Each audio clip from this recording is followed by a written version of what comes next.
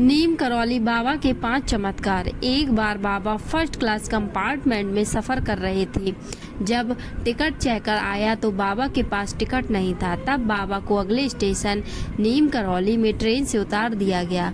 बाबा थोड़ी दूर पर ही अपना चिमटा धरती पर गाड़ कर बैठ गए। ऑफिसर ने ट्रेन को चलाने का ऑर्डर दिया और गार्ड ने ट्रेन को हरी झंडी दिखाई, परंतु ट्रेन 1 इंच भी अपनी जगह से नहीं हिली। बहुत प्रयास करने के बाद भी जब ट्रेन नहीं चली तो लोकल मजिस्ट्रेट को बाबा को जानता था। उसने ऑफिसर को बाबा से माफी मांगने और उन्हें सम्मान पूर्वक अंदर लाने को कहा।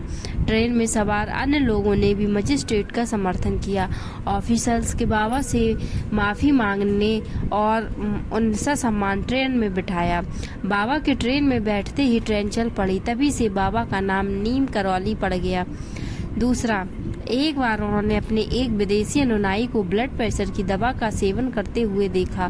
नीम करौली बाबा ने उससे दवा की शीशी मांगी और उसे खोलकर उसमें रखी दवा की सारी गोलियां खा गए।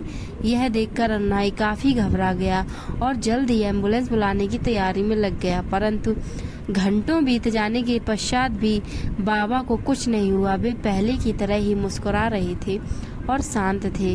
तीसरा, एक बार एक विदेशी अनुयायी अपने पति को लेकर नीम करौली बाबा के पास पहुंची थी।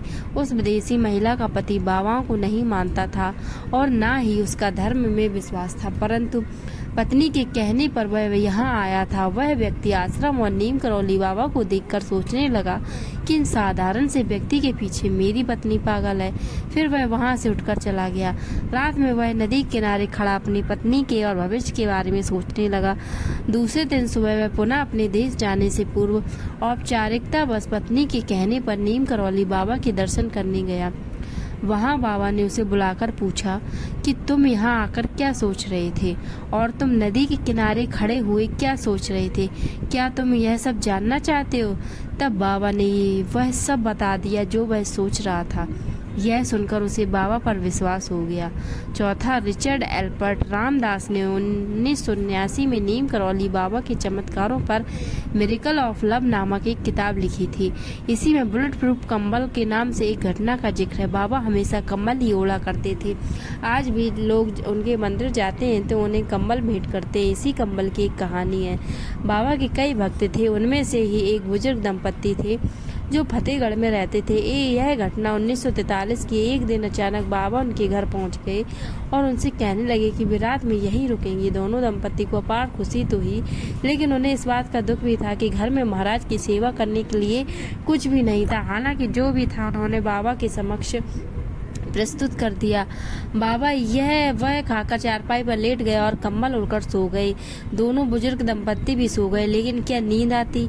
महाराज जी कंबल उड़कर रात भर कराहते रहे। ऐसे में उन्हें नींद नहीं आती। वे वहीं बैठकर उनकी चारपाई के पास, पता नहीं महाराज को क्या हो गया, जैसे कोई उन्हें मार रहा हो। जैसे तैसे करारते करारते सुबह हुई। सुबह बाबा उठे और चादर को लपेटकर बुजुर्ग दंपत्ति को देते हुए कहा, इसे गंगा में प्रवाहित कर देना, इसे खोलकर देखना नहीं, अन्यथा फंस जाओगे। दोनों दंपत्ति ने बाबा की आज्ञा का पालन किया। जाते हुए बाबा ने कहा कि चिंता मत करना, महीने भर में आपका बेटा लौट आएगा। जब वे चादर लेकर नदी की ओर जा रहे थे तो उन्होंने महसूस किया कि इसमें लोहे का सामान रखा हुआ है, लेकिन बाबा ने तो खाली चादर ही हमारे सामने लपेटकर हमें दे दी थी। खैर हमें क्या, हमें तो बाबा की आज्ञा का पालन करना है। उन्होंने वह चादर वैसी नदी में प्रवाहित कर दी। लगभग 1 माह के बाद बुजुर्ग दंपत्ति का इकलौता पुत्र बर्मा फ्रंट से लौट आया। वह ब्रिटिश फौज में सैनिक था और दूसरे विश्व युद्ध के वक्त बर्मा फ्रंट पर तैनात था। उसे देखकर दोनों बुजुर्ग दंपत्ति खुश हो गए और उसने घर आकर कुछ ऐसी कहानी बताई जो किसी को समझ नहीं आई। उसने बताया कि करीब महीने भर पहले एक दिन वह दुश्मन फौज के साथ घिर गया था। रात भर गोलीबारी हुई, इसके सारे साथी मारे गए, लेकिन वह अकेला बच गया। मैं कैसे बच गया यह मुझे नहीं पता। उस गोलीबारी में उसे एक भी गोली नहीं लगी। रात भर वह जापानी दुश्मनों के बीच जिंदा बचा रहा। भोर में जब और अधिक ब्रिटिश टुकड़ी आई तो उसकी जान में जान आई। यह वही रात थी जिस रात नीम करौली बाबा जी उस बुजुर्ग दंपति के घर रुके थे। 5वां, जूलिया रॉबर्ट ने बाबा को कभी नहीं देखा था, परंतु उनके सपने में बाबा अक्सर आ जाते थे। एक दिन उन्होंने उनका चित्र कहीं पर देखा और वे तभी से उनकी भक्त बन गई थी। जूलिया रॉबर्ट ने उनके चित्र देखकर और अमेरिका में निवास कर रहे उनके अनुयायियों से उनके किस्से सुनकर हिंदू धर्म को अंगीकार कर लिया।